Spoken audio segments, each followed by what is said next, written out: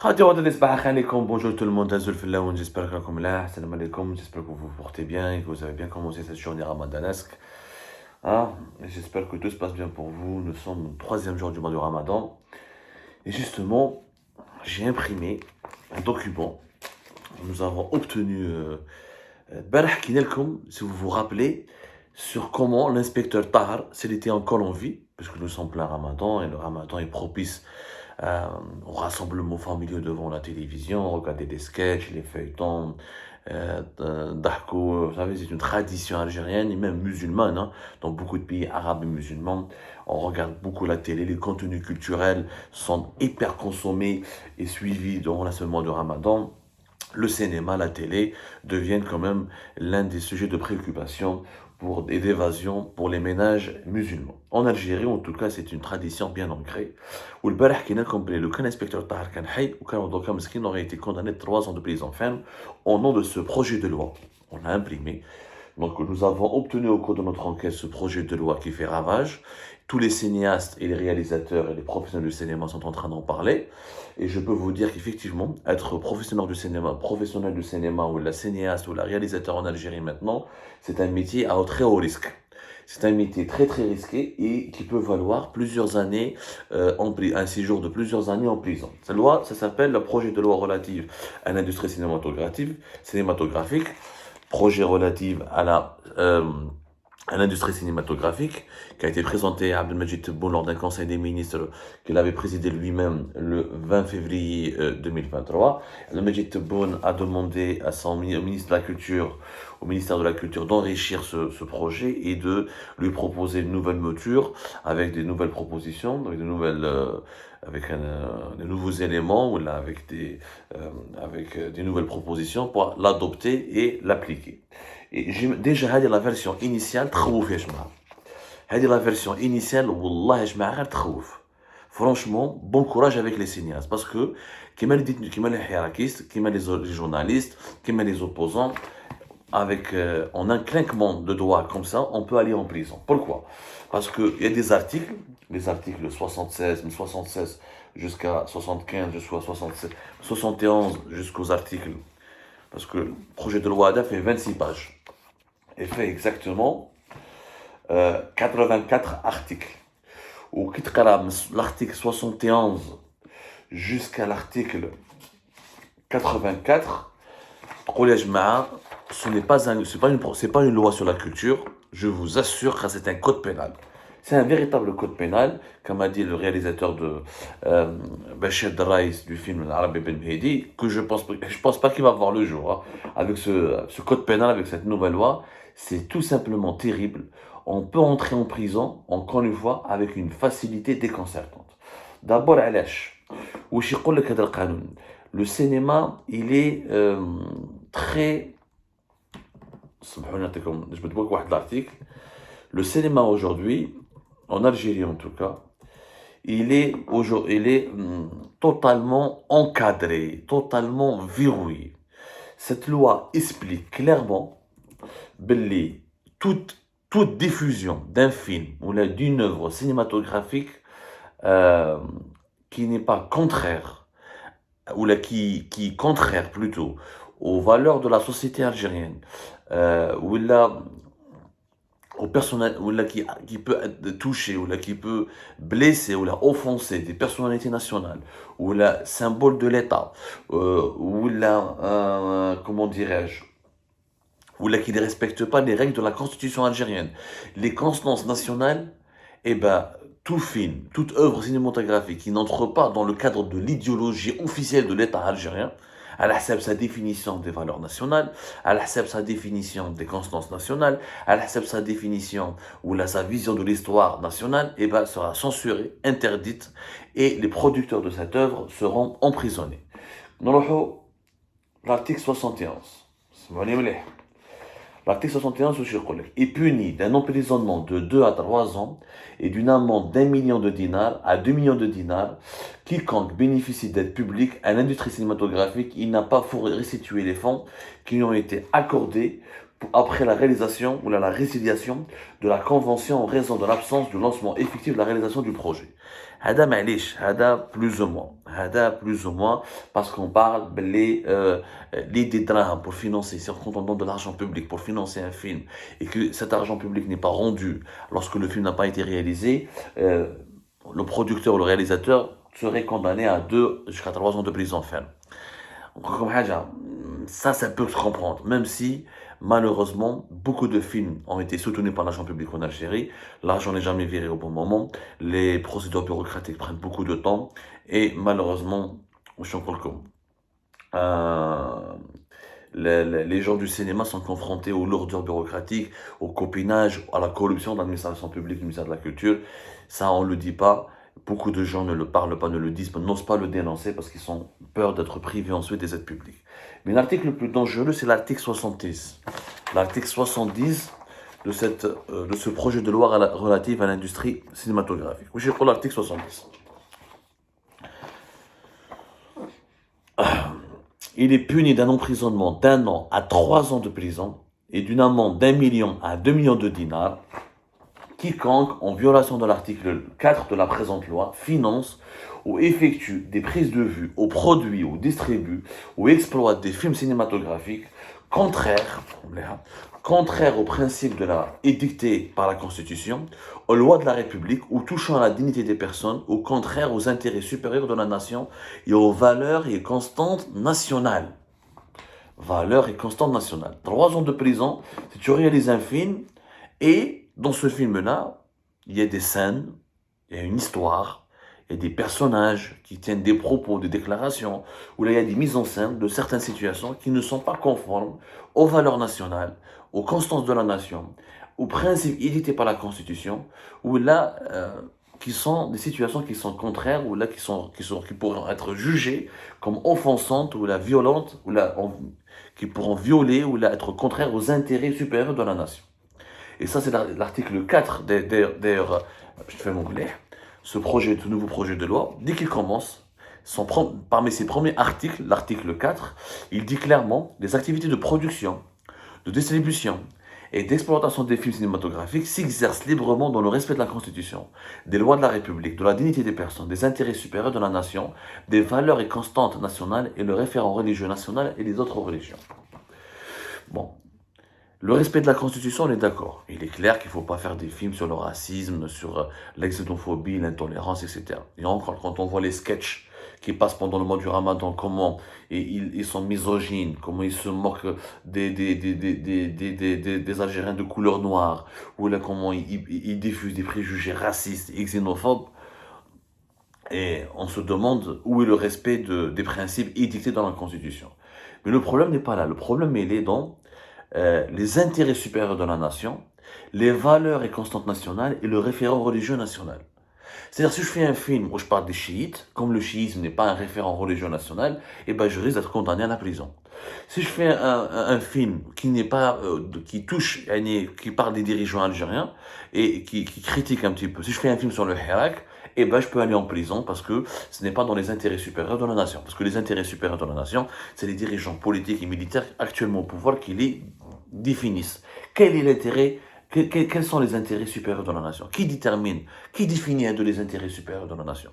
La Constitution. La Constitution, c'est les principes du vivre ensemble. بصح حنا غدوه ان شاء الله ندير فيلم على الحراك يدخلوني الحبس ندير فيلم qui parle des chiites ولا des chrétiens et capable يدخلوني الحبس. Je parle des pauvres en Algérie ou des inégalités religieuses ou des inégalités plutôt sociales, des inégalités économiques. Ah, tu touches à la dignité des personnes, يدخلك الحبس. Que des peines de prison. Bon courage aux cinéastes, bon courage aux réalisateurs, que des peines de prison. L'article 73, kiff, peine de prison, que des amendes et des peines de prison. En plus, il fait la loi, en plus de ces 3 années de prison ferme, la juridiction peut ordonner plusieurs sanctions complémentaires prévues par le code pénal. C'est-à-dire non seulement trop le pour 3 ans, mais capable, les juges algériens, ils idolent d'autres accusations à la simple le code pénal algérien, et ils vont, et tu peux subir 5 ou 10 ans de prison ferme. ناخذ un exemple. ناخذ par exemple امبارح حكينا على انسبكتور طه qui est l'un des films les plus populaires. ناخذ الفيلم تاع كارنفال في دشرة اللي خرج من 1994 مخلوف البومباردي. مخلوف البومباردي par exemple avec l'effet comique et émouvant et le langage populaire et comment on s'est moqué dans l'administration algérienne des autorités de l'État et de la mauvaise gouvernance, comment on a parlé de la corruption et comment et les situations qui ont été mises en scène dans ce film-là, et ben Mahlouf El Bombardier, il risque d'être condamné à 3 ans de prison ferme parce qu'il peut être jugé offensant aux intérêts supérieurs aux intérêts supérieurs de la nation, il peut toucher à des symboles de l'État, il peut être jugé pour offense aux symboles de l'État, pour offense à des personnalités ou à des responsables de l'État, et d'abord 3 ans de prison.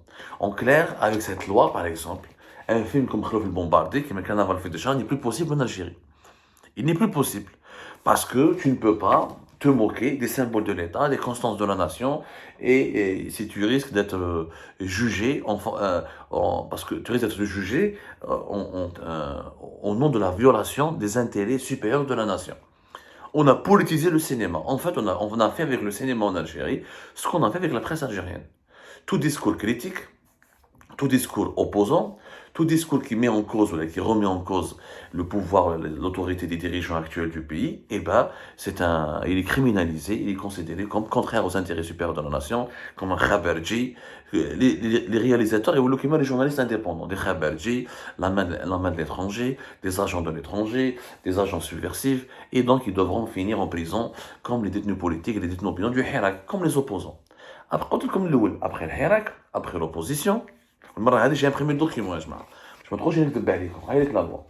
Elle a été pour le moment retirée parce que Tebboune a demandé un complément. Donc je ne sais pas ce que Tebboune a demandé davantage de sanctions, parce que 3 ans c'est pas suffisant pour lui, parce qu'il a demandé des peines de 30 ans de prison, qui est pour les spéculateurs, soi-disant, les agriculteurs et les commerçants M5 qui stockent quelques cartons de pommes de terre ou là, quelques cartons d'huile et de sucre, où là il a demandé une autre expertise, ou là des consultations avec les gens du cinéma qui habitent à l'étranger, ou là du cinéma algérien qui sont exilés ou là qui sont établis à l'étranger. Mais en tout cas la loi, telle qu'elle est présentée, même si elle a été Nassim Lahsiti, par exemple, qui tourne en dérision la mauvaise gouvernance, ou qui parle de la situation, qui critique, parce que les constances de la nation, les valeurs de la société algérienne. Et ben, le cinéma doit être critique. Le cinéma, par définition, c'est un art qui critique la société. C'est le miroir des imperfections, des faiblesses, et des incohérences, et des lâchetés d'une société, et des hypocrisies d'une société. Le cinéma, par définition, on dit dans un film ce qu'on ne peut pas dire dans la réalité. On met en situation, où là, on met en scène des situations loufoques, absurdes, ou là, très critiques. On casse les tabous. Le cinéma, il est là pour casser les tabous, pour briser le silence, pour amener une société à réfléchir sur elle-même, et pour donner la voix aux sans-voix. C'est ça le rôle du cinéma. Mais là, c'est simple. Comme pour la presse algérienne, comme pour les partis politiques, ils veulent que de la propagande. Ils veulent un cinéma de propagande. D'ailleurs, il y a des articles qui le mentionnent clairement. Toute production cinématographique sur les faits historiques ou là sur les symboles des personnalités nationales sont soumis à une autorisation préalable. C'est-à-dire que sans l'accord de l'État, tu ne peux pas faire un film sur Emile Abdelkader. Tu ne peux pas faire un film sur Bouamama. Tu ne peux pas faire un film sur Colonel Amirouche. L'État n'a pas à se mêler. Les symboles de l'histoire de l'Algérie ne sont pas les propriétés de l'État, ils sont les propriétés de la société algérienne. J'ai le droit de faire un film, de raconter ma version de l'histoire, du colonel Amirouche, de Dédi Chmoura, de Hassiba Bombouali. Maintenant, si je suis dans le tort, que d'autres films soient réalisés, qu'il y a des débats, il y a une presse spécialisée, il y a des espaces de débat de la société civile, et on laisse la société civile, les historiens corriger les erreurs historiques qui auraient été commises dans un film. Mais tout soumettre au contrôle, tout soumettre à des autorisations, on a politisé, le cinéma est devenu, je crois qu'il met le F1 là, le cinéma est devenu propriété exclusive de l'État. Nous sommes dans un État qui contrôle tout. C'est ça la dictature. C'est l'autoritarisme. Ou les غلط, روح en prison.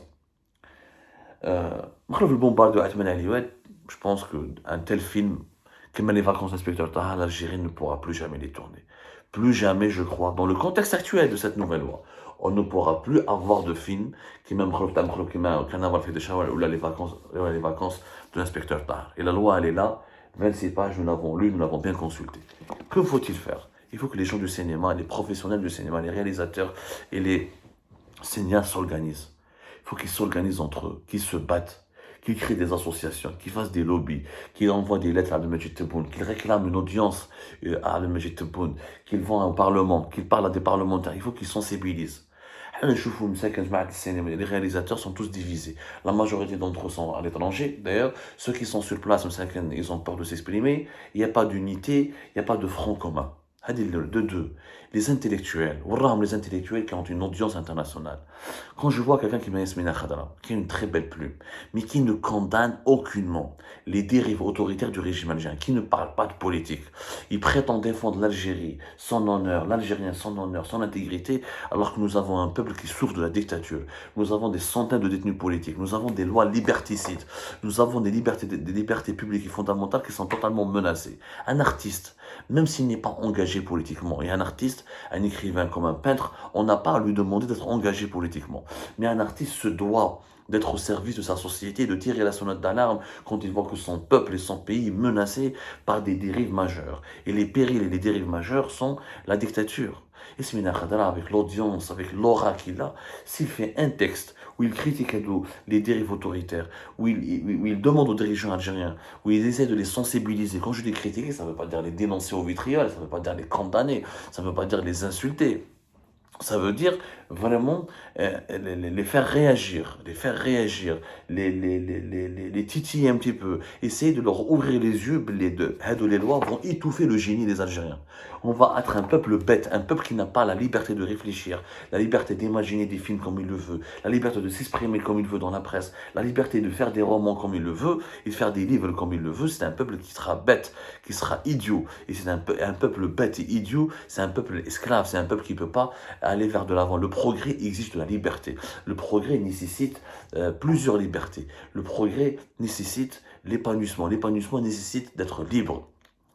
انا كي نشوف ياسمين خضر ولا كمال داوود جايبها برو بوفوار كان يسب بوتفليقه ليل ونهار لو ريجيم لونسيان ريجيم بوتفليقه ليل ونهار يسب في بوتفليقه et s'est imposé comme l'une des voix de la conscience nationale. Aujourd'hui, il fait des interviews de Macron, des interviews de Tebboune. Il est devenu l'intermédiaire du régime algérien avec les autorités françaises, ou un intermédiaire du régime algérien avec quelques organismes internationaux. Il est tellement gentil, tellement...